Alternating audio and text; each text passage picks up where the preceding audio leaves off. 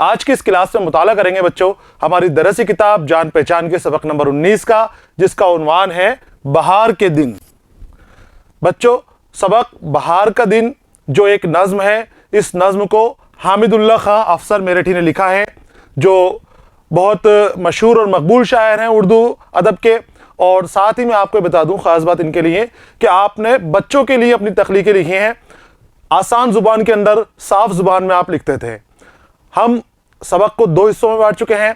पहले हिस्से के अंदर हम जो हमारी नज़्म बहार के दिन है और हामिदुल्लाह खां अफसर मेरठी जो इस नज़्म के शायर हैं, आपके हवाले से मुख्तसर मालूमात हासिल करेंगे।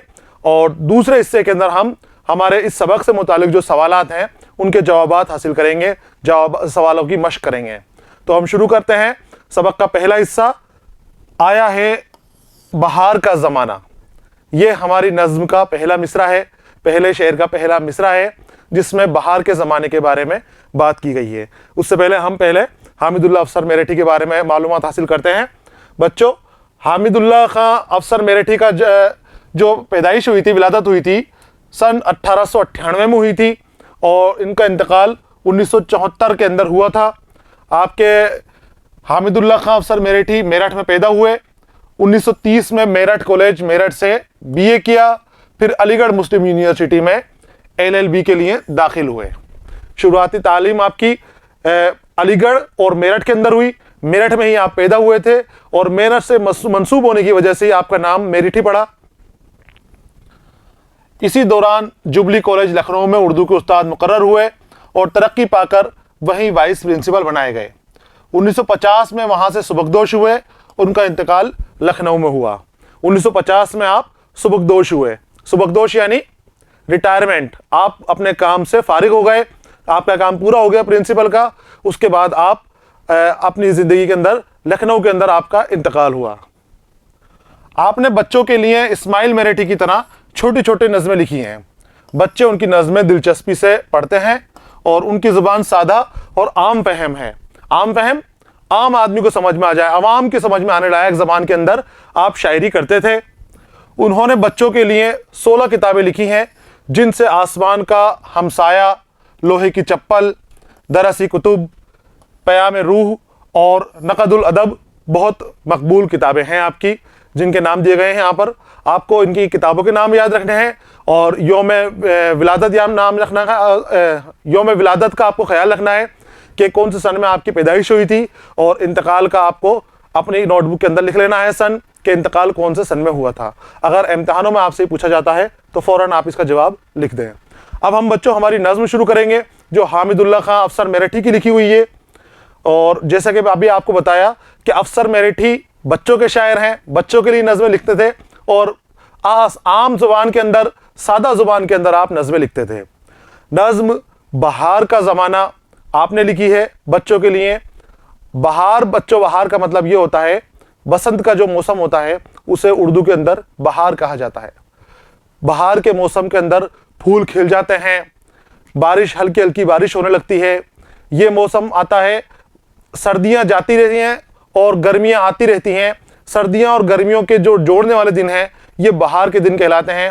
इस मौसम के अंदर बागों के अंदर फूल खिल जाते हैं, चारों तरफ हरियाली हो जाती है, क्योंकि सर्दियों के बाद हल्की जो बारिश आती है मार्च अप्रैल के आसपास, उस बारिश से हर तरफ सब्जा सब्जा हो जाता है, खूबसूरत मंजर हो जाते हैं और दिलकश नज़ारे बागों के अंदर, चमन में, जंगलों में पैदा हो जाते हैं, और जिससे हर कोई आदमी मुतासिर हो जाता है।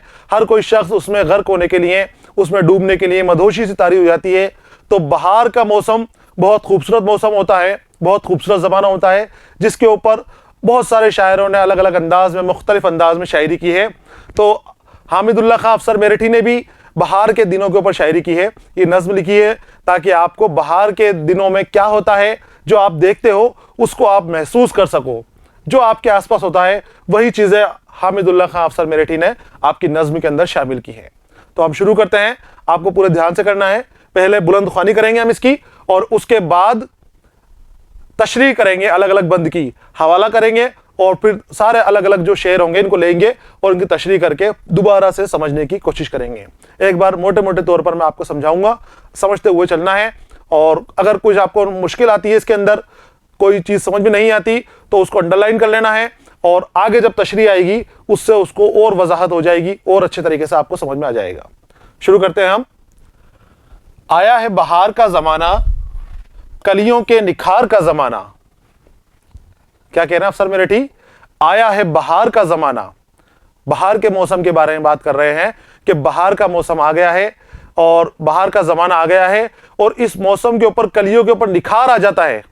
जो फूलों की कलियां होती है ना, फूलों की कलियां खिलने की तैयारी, फूल खिलते हैं इस मौसम के अंदर बच्चों, तो फूल खिलने की तैयारी हो रही है, तो कलियां बड़ी हो गई हैं, तैयार हो गई हैं खिलने के लिए।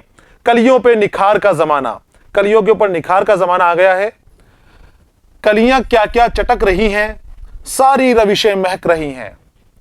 बाग के अंदर जब आप सुबह के वक्त जाओगे, बहुत पहले सुबह के अंदर जाओगे, तो बाग के अंदर एक अजीब ही नजारा होता है। जो फूलों की कलियां होती हैं वो खिलती हैं, तो उस वक्त हल्की सी उनमें चटक की आवाजें आती हैं, चटकने की आवाजें आती हैं। तो वो नजारा जो है बहार के दिनों में हमें सुबह के वक्त नजर आता है कि जब फूल खिलते हैं तो कलियां चटकती हैं, तो उनकी चटक की आवाजों से पूरा बाग गूंज जाता है। तरह तरह के फूल सब चटक रहे हैं, सब खुल रहे हैं, उनकी चटक शुरू हो गई है, कलियां चटकना शुरू हो गई हैं, और साथ ही सारी रविशें महक रही हैं। रविशें जो बाग में क्यारियां बनी होती हैं फूलों की, जो क्यारियां हैं, रास्ते बने हुए हैं बीच में आने जाने के, तो उन क्यारियों के ऊपर फूल लगे हुए हैं।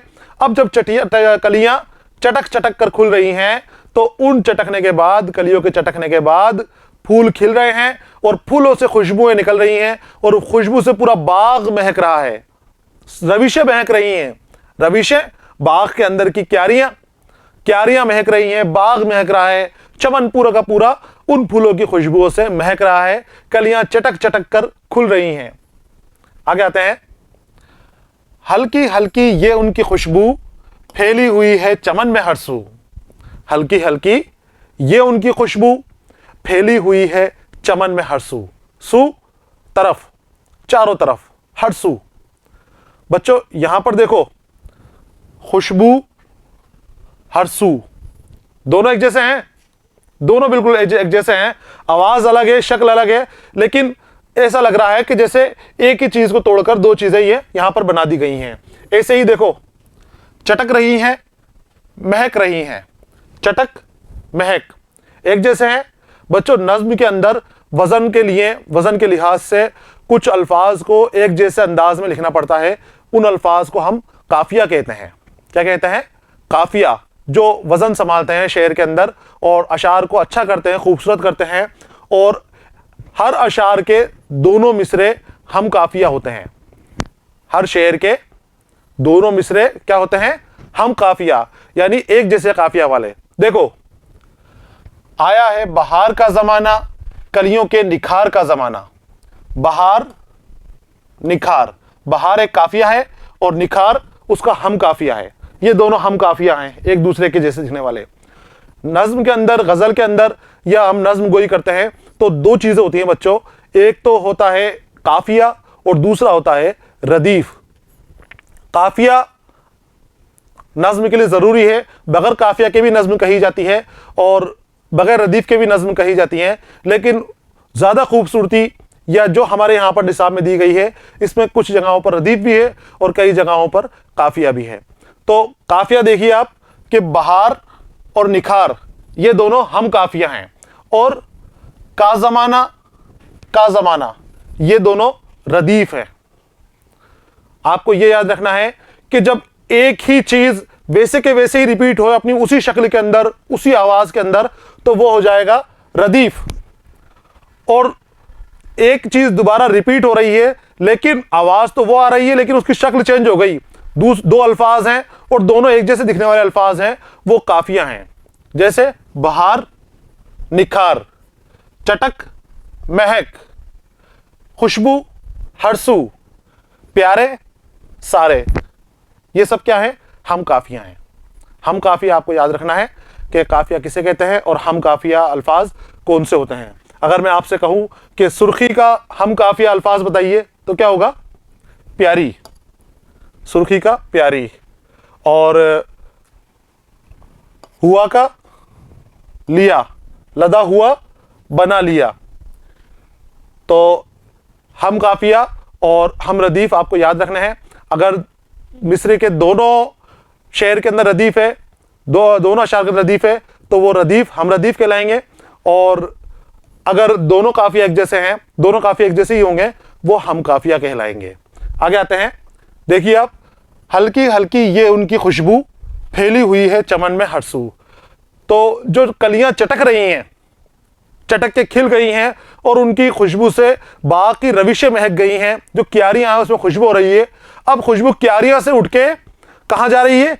बाग में फैल रही है। हल्की हल्की खुशबू, कभी गुलाब की खुशबू का झोंका आता है, कभी चमेली के फूल की खुशबू का झोंका आता है, कभी गेंदे के फूल की खुशबू का झोंका आता है, कभी किसी और फूल की खुशबू का झोंका आता है। तो हल्की हल्की खुशबू पूरे बाग में फैली हुई है। पूरे बाग में फूल खिलने जा रही हैं, सारे फूल खिलते चले जा रहे हैं।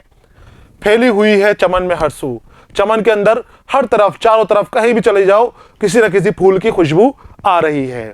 तो बाहर के मौसम के अंदर जब फूल खिल रहे हैं, कलियां चटक रही हैं, तो बाग का मंजर इतना खूबसूरत हो गया है कि हम जैसे ही बाग के अंदर जाते हैं, हमें फूलों की चटकने की आवाजें आ रही हैं, फूल खिल रहे हैं और उनकी खुशबू से पूरा का पूरा बाग महक रहा है, चमन महक रहा है। चिड़िया गाती है गीत प्यारे, सुनते हैं चमन में फूल सारे। चिड़ियाएं बाग के अंदर गीत गा रही हैं। कौन गा रहा है गीत? चिड़ियाएं। चिड़िया गीत गा रही है और उन गीतों को सुन को रहा है। ऐसा लग रहा है जैसे उन गीतों को फूल सुन रहे हैं। कौन सुन रहे हैं? फूल सुन रहे हैं। सुनते हैं चमन में फूल सारे। बाग के अंदर सारे के सारे फूल चिड़ियों का गीत सुनते हुए मालूम देते हैं कि फूल खिल गए। चिड़िया खुशी के अंदर गीत गा रही है, खुशियों की गीत गा रही है, बाग में बैठी हुई, खुशबू लेती हुई, और उन गीतों को फूल बैठे हुए आराम से, सुकून से सुन रहे हैं। शाखों का बना लिया है झूला, फूलों से लदा हुआ है झूला। चिड़िया जो बैठी हुई हैं, उन्होंने शाखों का फूल लिपटकर झूला बना लिया है। वो शाखों के ऊपर बैठी हुई गीत सुना रही हैं। साथ ही फूलों ने, फूल शाखों के ऊपर इस तरह से लिपट गए कि ऐसा लग रहा है कि जैसे शाखों का झूला बना लिया हो किसी ने, उस झूले के ऊपर कोई झूल रहा हो। और फूलों से लदा हुआ है झूला, वो जो शाखों का झूला बनाया है, वो पूरा का पूरा झूला फूलों से लदा हुआ है, फूल ही फूल उसके अंदर आ रहे हैं। तो शाखों का बना लिया है झूला। यहां पर शाखों को बच्चों झूला कहा गया है। शाखों को क्या कहा गया है?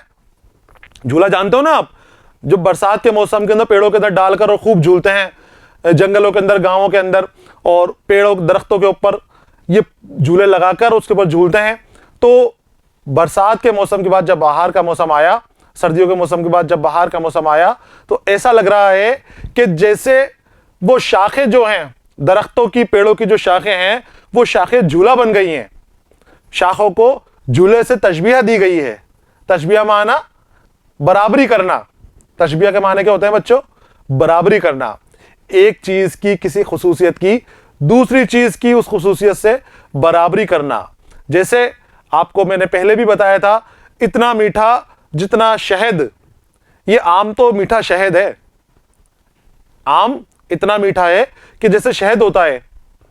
तो किसी एक चीज की खासियत की, हमने आम की खासियत क्या है? मीठापन। आम के मिठास की हमने जो है तशबीह दे रहे हैं शहद की मिठास से, कि आम इतना मीठा हो रहा है कि जितना मीठा शहद होता है। तो एक खासियत की दूसरी चीज से बराबरी करना तशबीह कहलाता है। तो ये अच्छी चीज की भी तशबीह दे सकते हैं हम, और बुरी चीज की भी तशबीह दे सकते हैं कि इतना कड़वा हो रहा है कि जैसा जहर, इतना खट्टा हो रहा है कि जैसा नींबू। तरह तरह की चीजों से हम तशबीह दे सकते हैं कि ये इतना नाजुक है कि जैसे गुलाब। अली इतना बहादुर है जितना शेर, शेर के जितना बहादुर। अब किसी शख्स को शेर की बहादुरी से तशबीह दी जा रही है, शेर की तरह बहादुर बताया जा रहा है, उसकी बहादुरी की तारीफ की जाती है। सलमा इतनी चालाक है जितनी लोमड़ी, लोमड़ी जैसी चालाक है ये लड़की। तो क्या कर रहे हैं यहां पर? उस लड़की की चालाकी को लोमड़ी के जैसे बता रहे हैं, लोमड़ी की चालाकी से तशबीह दी जा रही है, बराबरी की जा रही है। तो एक चीज की दूसरी चीज से बराबरी करना, चाहे अच्छी चीज की बराबरी करें या बुरी चीज की बराबरी करें, वो तशबीह कहलाएगी। क्या कहलाएगी? तशबीह। तो यहां पर शाखों का झूला बताया गया है। तो और फूलों से लदा हुआ झूला, और वो फूल झूला जो है पूरा का पूरा फूलों से लदा हुआ है, शाख पे फूल ही फूल हो रहे हैं। कोपल हर एक कैसी प्यारी, सब्जी में झलक रही है सुर्खी। कोपल, कोपल किसे कहते हैं बच्चों?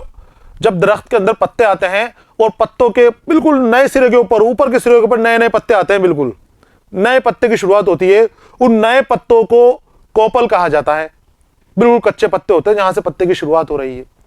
उस कोपल की एक खास बात होती है बच्चों, आप गौर से देखना उसको, कि वो सुर्ख रंग की होती है। हरा पौधा है, हरे पत्ते आ रहे हैं, लेकिन जब वो कोपल निकलेगी, जब कोपल अंदर से निकल रही है तो वो सुर्खी लिए हुए होती है, सुर्ख रंग की होती है। और जैसे जैसे वो बड़ी होती है तो वो सब्ज में बदल जाती है, सब्ज रंग में बदल जाती है। यानी सुर्खी से शुरुआत होती है और सब्जी में बदल जाती है, हरे रंग में बदल जाती है। तो कोपल हर एक कैसी प्यारी। अब वो कोपल जो होती है पौधे के अंदर पत्तियों के बीच में जो नन्ही सी कोपल निकल जाती है, बहुत खूबसूरत मालूम देती है, वो बहुत दिलकश लगती है। देखते हैं उसमें तो उसी में खो जाते हैं देखते हुए कि क्या कुदरत है, क्या मेरे रब ने बनाई है कि इस कोपल के अंदर इतनी खूबसूरती। अब वो कितनी खूबसूरत लग रही है तो क्या बता रहे हैं? सब्जी में झलक रही है सुर्खी। सब्जी में, सब्जी यानी हरा रंग, हरे के अंदर लाल रंग नजर आ रहा है। हरा पौधा है और वो सुर्ख रंग की कोपल आ रही है, उसमें लाल सुर्ख कोपल आ रही है। वो बाद में जब बड़ी होगी, धीरे धीरे जब वो पत्ता बनेगी, पूरा पत्ता तैयार होगी, तो वो कोपल भी जो है हरी हो जाएगी। लेकिन अभी जब बाग के अंदर नई कोपल आ रही है तो वो सुर्ख रंग की कोपल सब्ज फूलों के अंदर से, सब्ज पौधों के अंदर से निकलती हुई, बाहर आती हुई बहुत खूबसूरत मालूम होती है। तो शायर कहता है कि कोपल इतनी प्यारी लग रही है जैसे सब्जी में झलक रही है सुर्खी, सब्जी में से सुर्खी झलक रही है। आगे आते हैं हम। कितनी राहत फजा हवा है, गोया जन्नत का दर खुला है। ये जो हवा चल रही है बाग के अंदर, बाहर के मौसम के अंदर, मैंने आपको बताया था कि बाहर का मौसम जब सर्दियां जाती हैं और गर्मियां आने की शुरुआत होती है और उस वक्त बहुत अच्छी दिलकश हवाएं चलती हैं, बागों में फूल खिल जाते हैं। उसके बाद हल्की सी बारिश भी होती है बच्चों बसंत के मौसम में। अब्र बाहर आके बारिश करते हैं, बाहर के बादल आते हैं, हल्की हल्की सी बारिश करते हैं, तो उसके बाद हर जगह सब्जा छा जाता है, सब्जी हो जाती है और ठंडी ठंडी हवाएं चलने लगती हैं। तो वो जो हवाएं चल रही हैं, कितनी राहत फजा हवा है। वो जो हवा चल रही है वो राहत देने वाली है, राहत फजा, राहत देने वाली। वो जो हवाएं चल रही हैं वो बहुत राहत फजा हवाएं, राहत देने वाली हवाएं चल रही हैं। गोया जन्नत का दर खुला है। गोया के माने हम इस्तेमाल करते हैं बच्चों जैसे के लिए। उस राहत फजा हवा को जन्नत की हवा से तशबीह दी जा रही है, जन्नत की हवा से बराबरी की जा रही है। ऐसा लग रहा है जैसे जन्नत का दर खुला हुआ है।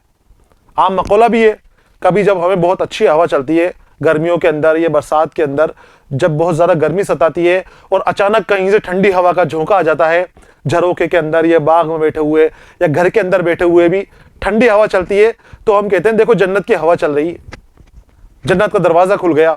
इस तरह का मकौला इस्तेमाल किया जाता है, जन्नत का दरवाज़ा खुलना, ठंडी हवा आना, ठंडी हवा का अंदर आना। तो उस ठंडी हवा को, राहत देने वाली हवा को किससे तशबीह दी गई है? जन्नत की हवा से, जन्नत के दर की हवा से। ऐसा लग रहा है वो ठंडी हवा जो बाग में चल रही है, बाग के अंदर से जो ठंडी हवाएं और साथ में खुशबू भी उसमें फूलों की आ रही है उस हवा से, तो बाग में खड़ा हुआ इंसान मदहोश हो गया। तो शायर कहता है कि ऐसा लग रहा है कि जैसे जन्नत का दर खुल गया है, जन्नत से हवाएं आनी शुरू हो गई हैं। खुश खुश हर एक आदमी है, हर शे में बला की दिलकशी है। अब इतना खूबसूरत माहौल है, इतना प्यारा माहौल है, उसके अंदर खुश कौन नहीं रहेगा? हर आदमी खुश है, हर आदमी का दिल लुभा रखा है इस हवा ने, इस खुशबू ने। हर आदमी खुश है, खुश खुश हर एक आदमी है, हर आदमी खुश है। हर एक मतलब हर एक, सभी, सारे के सारे। तो आपको खुशी हो रही है नहीं हो रही इस हवा से, इस मौसम से, इस बहार से? ऐसे ही सभी को खुशी हो रही है इस मौसम में बहार से, सभी को खुशी हो रही है। और इस खुशी के अंदर क्या हो रहा है? हर शे में बला की दिलकशी है। दिलकशी, दिल को कश करने वाली, कशिश पैदा करने वाली, दिल को अपने अंदर रागिब करने वाली, अपनी तरफ खींचने वाली, दिल को मोहित करने वाली, बहुत सारी चीजों से हम बोल सकते हैं इसको। तो बला की दिलकशी है, बहुत ज्यादा दिलकशी है हर चीज के अंदर, कि इंसान उसको देखकर ही खुश होता चला जा रहा है, उसको देखकर ही उसके अंदर मदहोश होता जा रहा है। ये सुबह का दिल फरेब मंजर, ये शाम का हुस्न रूह परवर। ये सुबह का दिल फरेब मंजर, मंजर रूह परवर। आपको ध्यान रखना है बच्चों काफिया का, हम काफिया, मंजर रूह परवर। आदमी है, दिलकशी है, हवा है, खुला है, ये सब हम काफिया है। काफिया का आपको याद रखना है, काफिया ध्यान रखना है। तो ये सुबह का दिल फरेब मंजर, बाहर के मौसम के अंदर बाग के अंदर की बात हो रही है। सुबह जो मंजर रहता है वो दिल फरेब है, दिल को ठगने वाला, कि वहां जाओगे तो दिल वहीं लग जाएगा आपका, फिर आपका आने का मन नहीं करेगा बाग के अंदर से। सुबह का दिल फरेब मंजर है, दिल को अपने अंदर मोहित करने वाला, बसा लेने वाला। और ये शाम का हुस्न, उसके बाद शायर रुका है, ये शाम का हुस्न। सुबह का तो दिल मोहने वाला मंजर है ही, और शाम का हुस्न, क्या कहने उस हुस्न के, कि शाम को क्या रौनक रहती है बागों के अंदर, बागात के अंदर, बाहर के मौसम में शाम की अलग ही रंगत रह रही है। रूह परवर, रूह को खुश कर देने वाला, रूह परवर, रूह को मजा देने वाला। तो क्या कह रहा शायर, ये सुबह का दिल फरेब मंजर, ये शाम का हुस्न रूह परवर।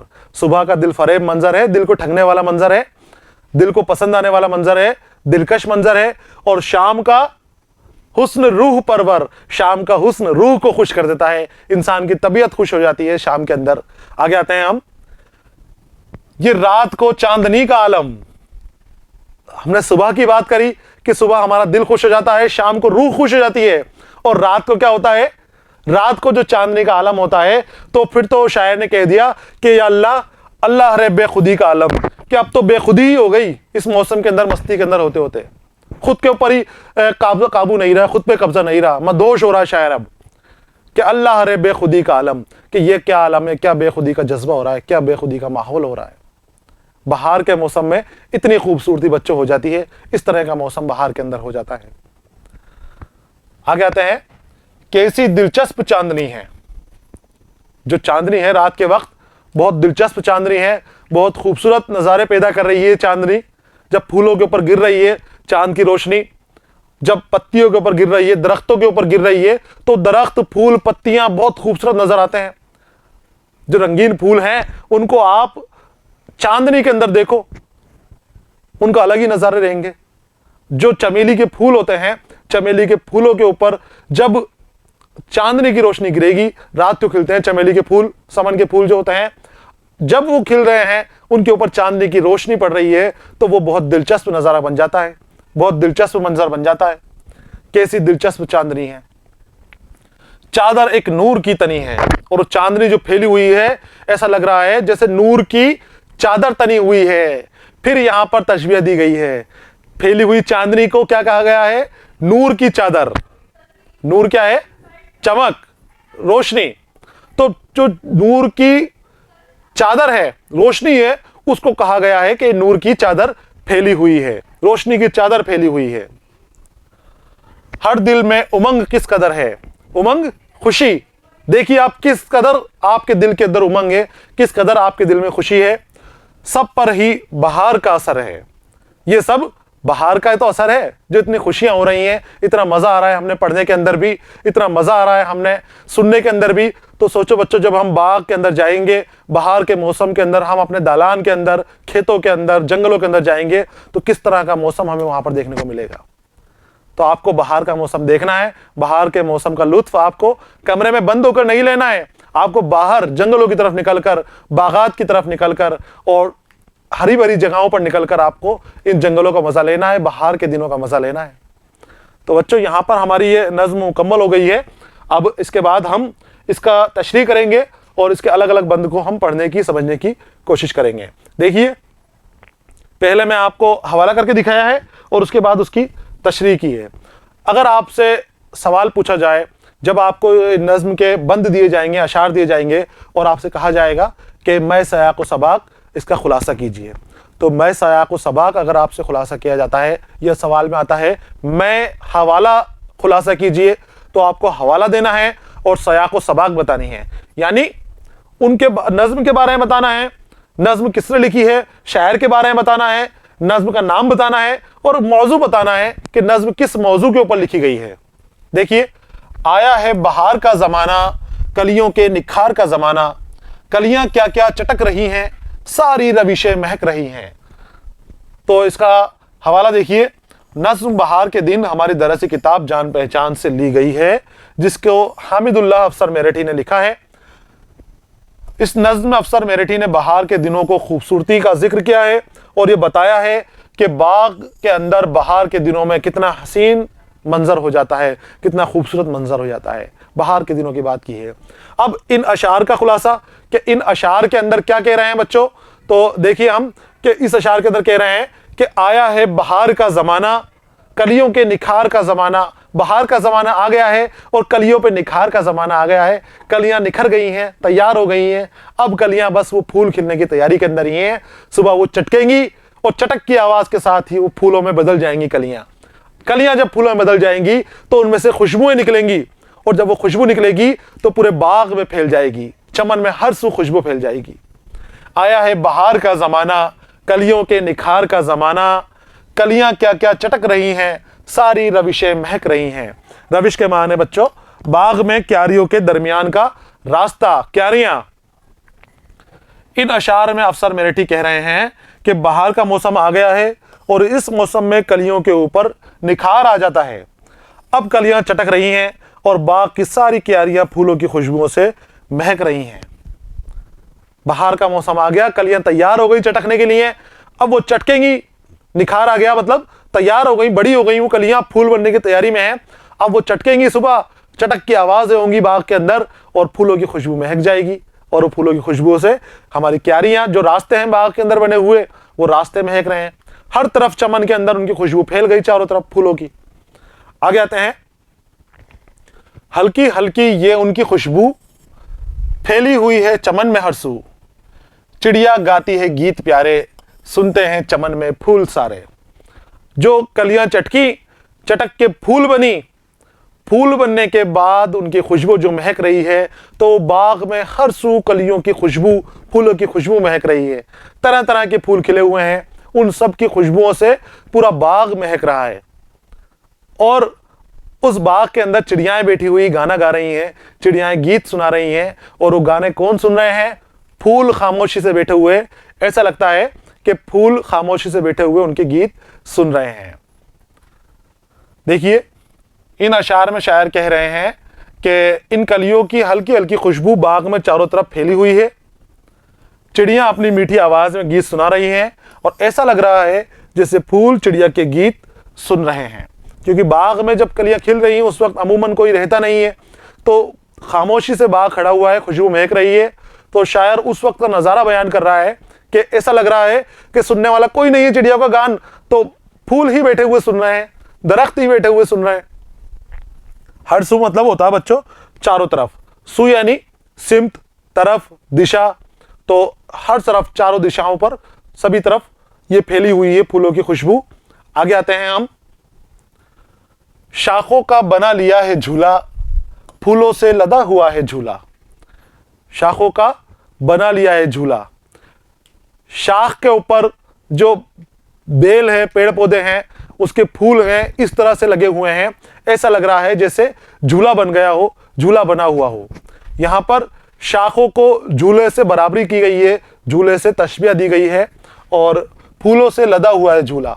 वो शाखों का झूला बन गया। अब वो झूले की तरह शाख तो बनी हुई है, साथ ही उसके अंदर फूल भी लिपट गए, फूल बस उसके ऊपर बने हुए हैं, लगे हुए हैं उसके ऊपर। कोपल हर एक है कैसी प्यारी, सब्जी में झलक रही है सुर्खी। कोपल के बारे में मैंने अभी आपको बताया था कि जब नई कोपल आती है, नए पत्ते जो आते हैं पौधे के अंदर, पत्तियों के आगे वाले हिस्से के अंदर, उसे कोपल कहते हैं। कोपल जब छोटी होती है, जब निकलती है, तो वो सुर्ख रंग की होती है। किसी भी पौधे के अंदर आप देखोगे तो उसका रंग जो सबसे छोटी निकल रही है अंदर से, सुर्ख रहेगा। वो सुर्ख कोपल इतनी खूबसूरत लग रही है, हरे दरख्त के अंदर, हरे पौधे के अंदर, हरी पत्तियों के बीच में। ऐसा लग रहा है जैसे सब्जी में से सुर्खी बाहर निकल रही हो। सब्जी हरियाली और सुर्खी लाल रंगत, सब्जी में से, हरियाली में से लाल रंगत बाहर निकलती हुई बहुत ही खूबसूरत और दिलकश नजर आ रही है। देखिए इसकी तशरीह, इन अशार में शायर कहते हैं कि फूलों से लदी हुई शाखें ऐसी लग रही हैं जैसे किसी ने उन शाखों से झूला बना लिया हो और सब्ज शाखों से निकल रही सुर्ख कोपलें बहुत ही दिलकश लग रही हैं, दिल को लुभाने वाली लग रही हैं। ये जो मैं आपके सामने तशरीह कर रहा हूँ बच्चों, इसको आपको अपनी नोटबुक के अंदर नोट कर लेना है और जब भी इस अशार के माने आपसे पूछे जाएं उसके अंदर आपको ये तशरीह लिखनी है, जहन नशी कर लेना है अपने। आपको लिखने के साथ साथ इसको समझना भी है, इसके माने भी सीखने हैं कि अगर नज्म आपको ऐसे के ऐसे दे दी जाए तो आप उसका फौरन बगैर देखे भी अगर आपको याद नहीं हो तब भी आपको माने पता चल जाए, आपको पता चल जाए कि इन चीज़ों के ये माने हैं, आप फौरन वैसे के वैसे उसको लिख दें। आगे चलते हैं हम। कितनी राहत फजा हवा है, गोया जन्नत का दर खुला है। राहत फजा खुश करने वाली, खुशी को बढ़ाने वाली, राहत देने वाली। खुश खुश हर एक आदमी है, हर शे में बला की दिलकशी है। शे माने होते हैं बच्चों चीज के, हर शे में बला की दिलकशी है। हर शे दिलकश नजर आ रही है, दिलकश हो गई है, बहार के अंदर खूबसूरती छाई हुई है, उस खूबसूरती की वजह से उन चीज़ों के अंदर दिलकशी पैदा हो गई है। वो दिल को नज़ारों के अंदर खो रहे हैं हम, दिल वहीं लगा हुआ है और वहाँ से जाना चाहें तब भी नहीं आ पाते, उसी के अंदर देखने के अंदर, उसी को देखने के अंदर बैठा रहता है शख्स। इसका देखिए आप, इन अशार में शायर कह रहे हैं कि कितनी अच्छी दिल खुश करने वाली हवा चल रही है, ऐसा लग रहा है जैसे जन्नत का दरवाज़ा खुल गया। उस राहत देने वाली राहत फजा हवा को जन्नत की हवा से तशबीह दी गई है बच्चों, जन्नत की हवा से बराबरी की गई है। जन्नत का दरवाज़ा खुलना मुहावरा है और इसके माने हैं बच्चों कि ठंडी हवा आना, बहुत ठंडी बहुत प्यारी हवा आना। तो जैसा मैंने आपको बताया कि गर्मियों के अंदर जब झरोकों से हम बैठे हुए हैं, कहीं गर्मी के अंदर परेशान हो रहे हैं और बहुत ठंडी हवा आती है तो कहा जाता है अमूमन ये कि जन्नत का दरवाज़ा खुल गया है, ये जन्नत से हवा आ रही है। तो वो ठंडी हवा को जन्नत का दरवाज़ा खुलना, जन्नत की हवा के आना कहा जाता है। तो बहुत खूबसूरत दिलकश हवा आ रही है, बहुत प्यारी ठंडी ठंडी हवाएं आ रही हैं और उन हवाओं से हर एक आदमी खुश है। इस मौसम में सबके ऊपर खुशी तारी हो रही है और हर शय में बला की दिलकशी है। चाहे फूल देखो, चाहे पत्तियां देखो, दरख्त देखो, क्यारियां देखो, वहाँ की फ़ज़ा, चिड़ियाँ, सबकी खूबसूरती अलग है, सब दिलकश है। जहाँ देखो वहीं मन हमारा लग जाता है, उसी जगह पर हमारा बैठने का मन करने लग जाता है। तो खुल गया और बहार के दिनों में बाग की हर चीज़ बहुत खूबसूरत और दिलकश लगती है, जैसे देखकर आदमी खुश हो जाता है। उसको देखते ही आदमी को खुशी का एहसास हो रहा है, खुश होता चला जा रहा है। गोया के माने जैसे और बला की, गजब की, बहुत ज़्यादा, सबको बला की खुशी हो रही है, बला की दिलकश है, बला का दिल मोहलने वाली है।